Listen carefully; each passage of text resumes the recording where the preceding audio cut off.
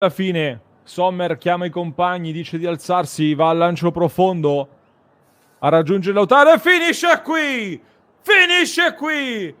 Inter batte Napoli 3-0. Una grande dimostrazione di forza. Che notte a Napoli su un campo sempre difficilissimo. Çalhanoğlu, Barella e Thuram firmano una grande vittoria dell'Inter in un turno di campionato molto complesso dove avevano vinto tutte le altre, anche con dei risultati un po' fortunosi anche per come sono maturati alcuni successi. L'Inter però si riprende la vetta della classifica, lo fa chiudendo la settimana più complicata probabilmente del calendario, perché tra Juventus, Lisbona con il Benfica e Napoli oggi l'Inter riesce a portare a casa una vittoria che rende secondo me anche più positivi i precedenti due pareggi. Chiudere questo ciclo così in crescendo con questo risultato qua, con questa prestazione qua, è veramente tanta roba. Una partita che si porterà dietro secondo me qualche polemica, qualche coda polemica, e magari tra poco ne parleremo, ma l'Inter, Simone, oggi ha dato la dimostrazione che è centrata sull'obiettivo scudetto, e che è davvero un peccato per me vedere la classifica e vedere che gli altri sono ancora lì vicini, perché quello che esprime l'Inter è un calcio, è una dimostrazione di forza che ha pochi eguali, con alcune note sparse che aggiungo. Oggi una partita che dà ancor più ragione ad Inzaghi, che in settimana ha voluto fare tanto turnover col Benfica, perché potevi permettertelo lì e hai fatto bene, considerando che poi oggi sono arrivati anche una serie di infortuni, sperando che non siano gravi, e a maggior ragione quindi oggi siamo d'accordo con quelle scelte. Sì, questa è l'unica nota negativa della serata, i due infortuni di De Vrij e di Dumfries, però vediamo, magari poi arriveranno buone notizie. Sta di fatto che l'Inter manda un messaggio clamoroso al campionato, perché già vincere di base sarebbe stato, intanto non era scontato, per quanto il Napoli quest'anno sia in difficoltà, ma come dicevamo il campo di Napoli è uno dei campi in cui l'Inter ha ottenuto meno vittorie, perlomeno negli ultimi 15 anni più o meno, un paio di volte, non di più. E quindi di base non è mai facile. Arrivi intanto da un periodo con tantissime partite, le ultime anche molto impegnative, perché poi alla fine col Benfica diventa una gara vera nel momento in cui ti trovi a dover recuperare il 3-0, quindi almeno metà partita l'hai dovuta giocare a degli ottimi ritmi, arrivavi dalla gara con la Juve e dalla sosta, che è sosta solo per modo di dire, perché poi i giocatori giocano. Quindi il carico di lavoro sulle energie dei ragazzi era veramente importante, e nella singola giornata arrivavi, come hai detto bene, da una Juve che vince in quel modo lì, che non voglio neanche più ricordare. Le altre comunque hanno vinto tutte, il Milan soprattutto. Era difficilissima come partita da vincere a livello mentale.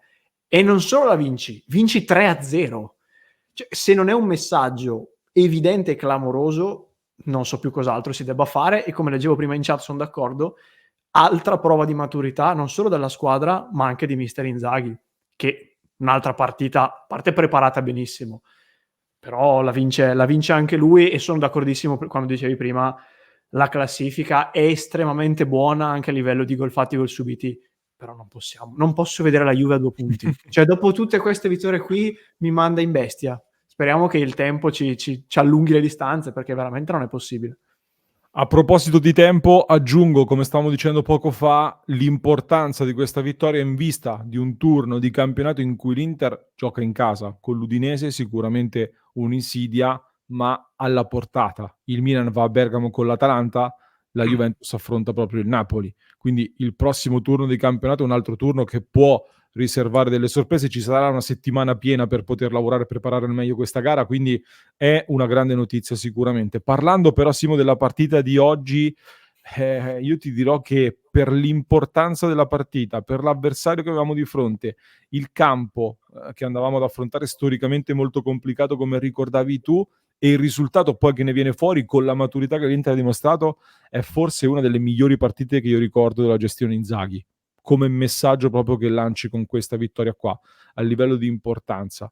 Un Napoli che sicuramente lo vedi che non è il Napoli dell'anno scorso, che ha problemi, anche se con Mazzarri si è riorganizzato, si è riunito, poi le individualità sono molto forti, quindi dei rischi ci sono stati, dei pericoli ci sono stati, ma l'Inter l'ha saputa gestire. I due attaccanti sono sembrati forse un pochino meno nel vivo del gioco stasera, meno pericolosi in attacco, anche se poi Thuram un gol gli viene annullato su assist di Lautaro, un altro lo stava per fare, Ostergaard gli fa un miracolo e poi alla fine lo mette dentro, ma hanno fatto un grande lavoro per la squadra. Infatti l'Inter la vince con il centrocampo, soprattutto con Mkhitaryan, che forse per rendimento è stato il migliore dei tre. Çalhanoğlu però la sblocca con un grande gol, e Barella che tra diversi errori però poi quando sale l'intensità il suo zampino ce lo mette, e anche lui fa un grandissimo gol su assist sempre di Lautaro Martinez.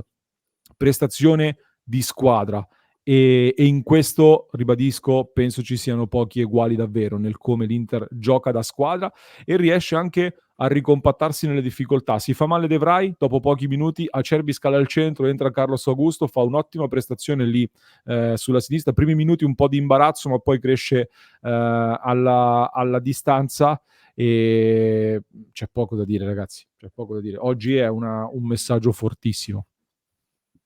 Sono tutti segnali non indifferenti, anche quelli di reagire alle difficoltà. L'anno scorso ci capitava, soprattutto nella prima parte, che di fronte a difficoltà anche inferiori di queste, parlo di un paio di occasioni sprecate in fase offensiva, eccetera, cominciavamo a essere nervosi, perdevamo le distanze, prendevamo gol, e in tante partite l'Inter che prendeva gol era sinonimo di partita persa o nel migliore dei casi pareggiata. Quest'anno sembra veramente che a livello mentale non ci scalfisca nulla, gol subiti, infortuni, fasi della partita in cui magari soffri un po' su un campo difficile contro un avversario forte. L'Inter riesce ad assorbire tutto, capisce anche i momenti, perché quando deve subire, quando si trova a subire, lo fa, non dico volentieri, però lo fa consapevole di quello che va fatto e poi rimette fuori la testa, e fino ad ora nella maggior parte dei casi poi ha vinto, o comunque sì, ha fatto gol e ha sistemato le cose. Questi sono tutti messaggi di una squadra che a livello tecnico è forte da anni ormai, lo sappiamo, al di là poi delle singole lacune che può avere, ma sono quei messaggi e quei dettagli che ti servono se vuoi vincere lo scudetto. Se hai queste cose qui sei un serio candidato, e non è che lo scopriamo oggi, però sono tutti piccoli tasselli che l'Inter pian pianino mette, che aggiunge a un gran lavoro fatto poi negli scorsi anni, e che oggi la mettono meritatissimamente al primo posto. C'è poco da dire.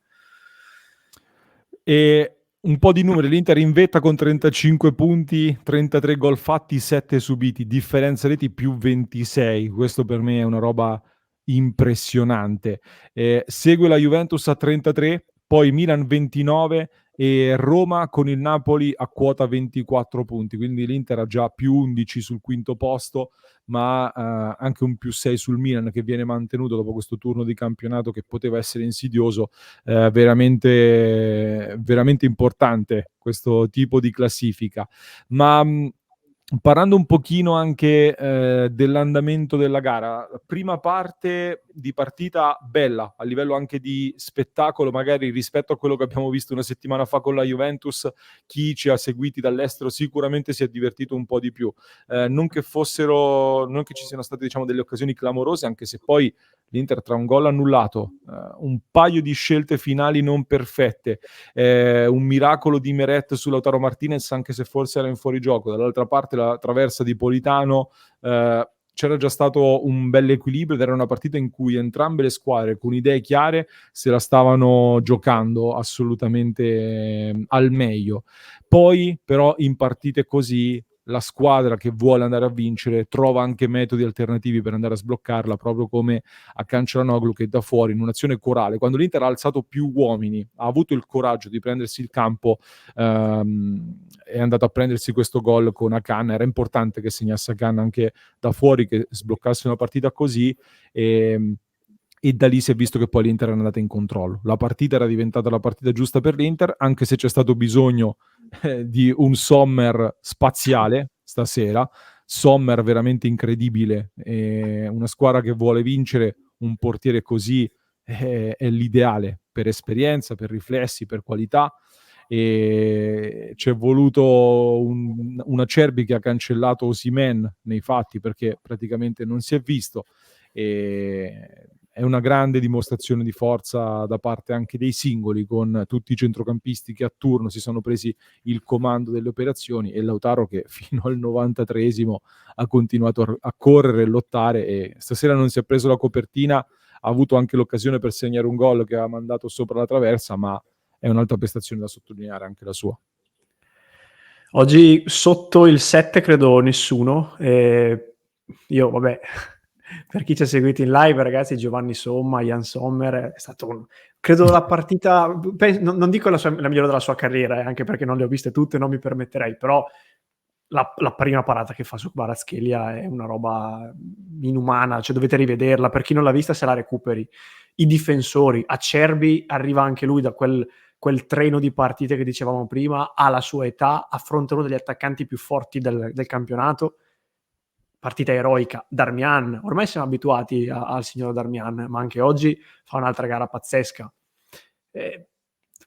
Puoi essere ben allenato, puoi essere forte, ma io credo anche che queste partite ti vengano fuori se mentalmente sei sul pezzo e sei un obiettivo comune. Riesci a dare quel qualcosina in più che magari in condizioni normali fai più fatica a dare, e questo è quello che vedo nell'Inter. Purtroppo lo vedo anche nella Juve, perché credo sia anche uno dei loro punti di forza, il gruppo, visto che poi la proposta di calcio è quella che è. Però l'importante insomma è che ci sia nell'Inter, e adesso superata questa tormenta di partite, per fortuna si rifiata un attimino, detto che poi ci sarà anche la Lazio tra non molto, quindi il calendario è ancora tosto, però adesso tiriamo un attimino il fiato, dai, ne siamo usciti alla grande, direi. Ci sono delle polemiche perché sull'azione del gol di Çalhanoğlu c'è un'azione che nasce da un contatto tra Lautaro Martinez e Lobotka.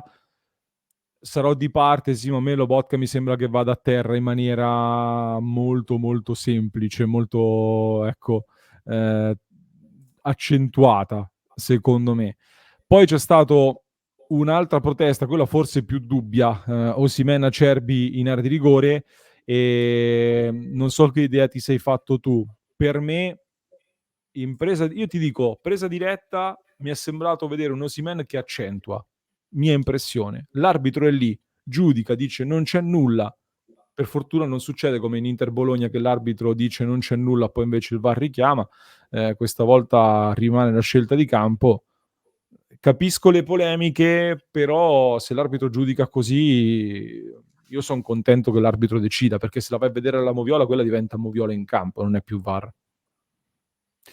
Sì, allora, il presupposto da cui dobbiamo partire è che il VAR va applicato per come è oggi il protocollo. A me non piace fino in fondo, ma non è materia di discussione di questo momento. Per come è oggi il protocollo, il contatto Acerbi-Osimhen è un contatto che se tu fischi live c'è poco da dire. Cioè, poi ognuno ha la sua soglia di tolleranza. Io apprezzo gli arbitri che come oggi Massa non fischiano tantissimo questi contatti, però direi che live c'è poco da dire. Non è un contatto da VAR, a maggior ragione se Massa a 3 metri di distanza con la visuale completamente libera vede, fa così con la mano, si vede chiaramente, e quindi dice che non è fallo. Sul contatto Lautaro-Lobotka più o meno la stessa cosa, nel senso che se mi fischi fallo live, vabbè, posso anche accettarlo, non mi pare una roba da VAR. Cioè Lautaro tocca il pallone con la gamba, poi perde l'equilibrio, cade, si mette un po' il braccio a cinturare Lobotka, ma non è nulla di clamoroso oggettivamente, e poi l'azione si sviluppa, il gol nasce peraltro dopo, non immediato, non dopo 2 o 3 secondi, quindi sono 2 episodi in cui potremmo dire c'è andata bene a livello proprio di scelta live, ma non sono diciamo errori a favore dell'Inter, o perlomeno io non lo vedo così. Poi sappiamo già che chiaramente i nostri rivali diranno di sì, ma vabbè, questo è un po' il gioco dalle parti. Non fanno testo. Chiudiamo qui, a parte faremo le pagelle dei tifosi come sempre. Fateci sapere nei commenti chi è stato il migliore in campo secondo voi tra i vari che stasera hanno brillato, e vi ricordo di iscrivervi al canale se non l'avete ancora fatto. Clic sul tasto iscriviti, mi raccomando.